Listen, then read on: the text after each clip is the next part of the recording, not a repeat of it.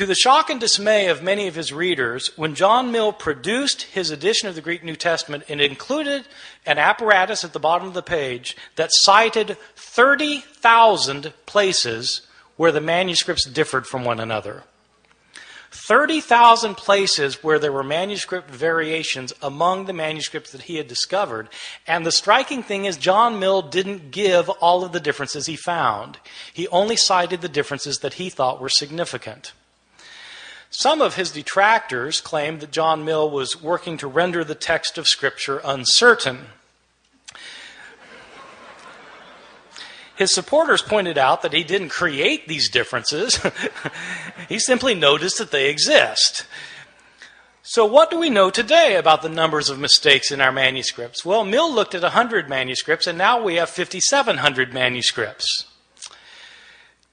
Nobody knows how many differences there are among the manuscripts that we now have, because nobody yet, even with the development of computer technologies, nobody has been able to add up all of the differences. Sometimes scholars guess that there may be a couple 100,000 differences. Some people say 300,000, some say 400,000. There are different guesses. The way I usually put it to my students is in comparative terms. There are more differences in our manuscripts than there are words in the New Testament. More differences in our manuscripts than there are words in the New Testament. Well, this obviously creates a problem. If you want to know what Mark actually said, and all you've got are copies of Mark that are hundreds of years later that have so many differences in them, how can you possibly reconstruct it? Well, that is a problem. Now, having said that we have these hundreds of thousands of differences, I wanted to emphasize a particular point, which is most of these differences that we have in our manuscripts are completely insignificant, unimportant, and don't matter for a thing. Many of these differences in the manuscripts are so unimportant that you can't replicate them in translation. Okay? In other words, like they changed the word order in Greek, where you would have to translate it the same way no matter what the Greek word order is. So, I mean, it doesn't really matter very much. By far, the vast majority of these hundreds of thousands of differences are significant for nothing more than showing that scribes in antiquity could spell no better than my students can today. And scribes, of course, didn't have spell check. Scribes, in fact, didn't even have dictionaries. And many scribes didn't care how they spelled anything. Sometimes you'll be reading a manuscript and there'll be the same word that occurs, say, 3 times within a couple of lines. And the scribe will spell the same word 3 different ways. He just doesn't care how the word is spelled. Well, so, you've got lots and lots of those kinds of changes. And what do they matter for? They don't matter at all. So, having said there are all these hundreds of thousands of differences, I want to stress that most of them don't matter for very much.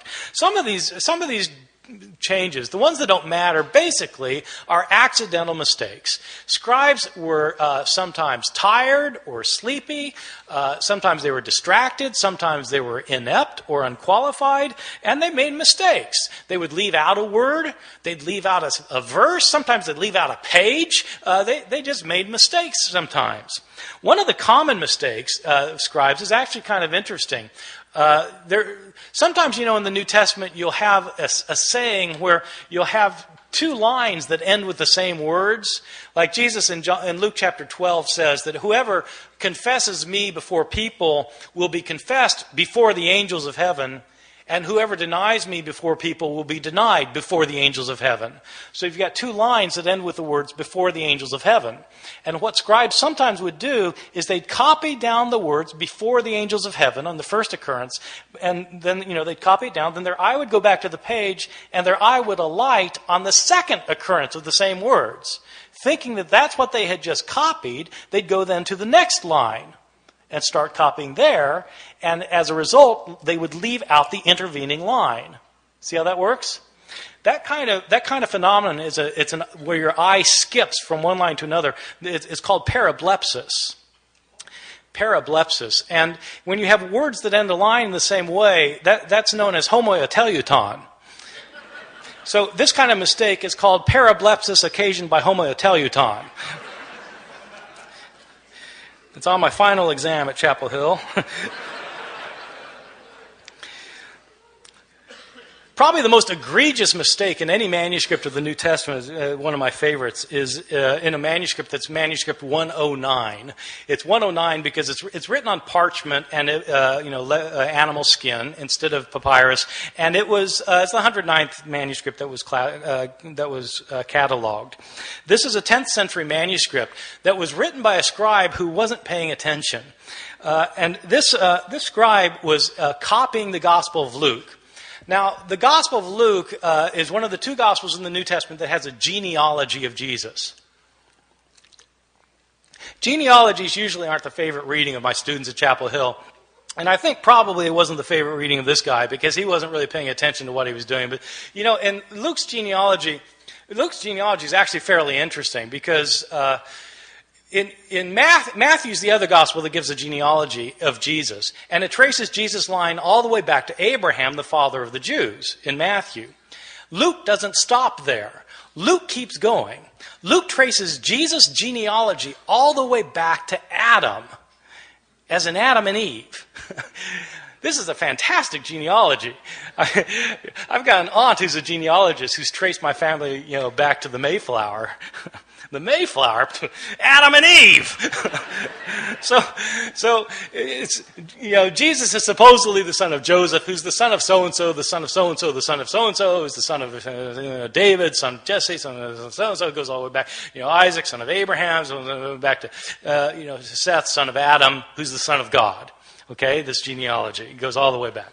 So the scribe of manuscript 109 is copying a manuscript that evidently gave the genealogy in two columns.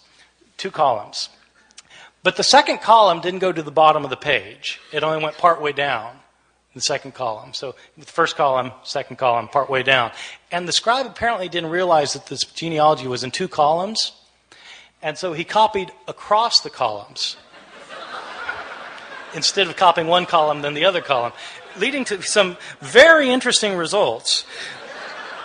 As it turns out, Adam isn't the first human being. There was a man named Phares, who's the father of the human race. And as it turns out, God is the son of Aram. So it happens. These kinds of mistakes are just pure accidental mistakes that scribes mess up in places. There are other kinds of mistakes that are what I think are probably intentional mistakes. I differentiate between accidental mistakes where scribes just slip up and intentional mistakes where it looks like scribes are actually trying to change the text. Now, I don't know for sure that scribes are trying to change the text. I don't have any scribes around to interrogate about the matter.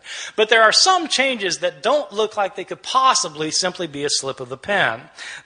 And there are others that are debatable, whether they were a slip of the pen or not. But let me give you a couple of examples, and you'll see that some of these look like scribes maybe wanted to change the text. I'll give you a couple for instances. In Mark chapter 1, the Gospel of Mark, we read at the very beginning that as was written in Isaiah the prophet, behold, I send my messenger before your face to prepare your way for you. Okay, this is in Isaiah the prophet, behold, I send my messenger before you. This is a very interesting passage because the passage that's quoted is not Isaiah. When it says in Isaiah the prophet and then gives the quotation, the passage quoted is actually Exodus. So it's interesting that in the later manuscripts of Mark's gospel, the text is changed. So that it no longer says in Isaiah, as is written in Isaiah the prophet. Now it says, as is written in the prophets. You see, getting rid of the problem that, in fact, this isn't a quotation from Isaiah. Right? See, so maybe that's a slip of the pen, but it looks to me like somebody saw that this could be taken as a mistake, and they changed it as a result. Or give you a second example. In Luke's Gospel, chapter 2, we have the only story of Jesus as a boy in the New Testament. Jesus is a 12-year-old, and we're told that he and his family have taken a trip to Jerusalem to celebrate a festival, probably the Passover festival. It is a peculiar story because they celebrate this festival, and then the family goes back in the caravan back home, and 3 days later they realize Jesus isn't with them. I mean, you might think they would have checked ahead of time, but he's not there. And so they go back to Jerusalem to try and find him. And on the third day, his mother finds him in the temple. And this isn't an accident, by the way, that it's on the third day, right? This is a foreshadowing for Luke of what's going to happen at the resurrection narrative, where on the third day, Jesus will rise from the dead. Well, so on the third day, his mother finds him in the temple, and there's 12-year-old Jesus talking to the leaders of the Jews and discussing with them matters of the law. And Mary is not pleased, and she sees Jesus finally after tracking him down for 3 days, and she says, "Son, why have you done this? Your father and I have been looking all over for you." Now, when scribes copied this, they were taken aback. Your father and I? But Joseph wasn't his father.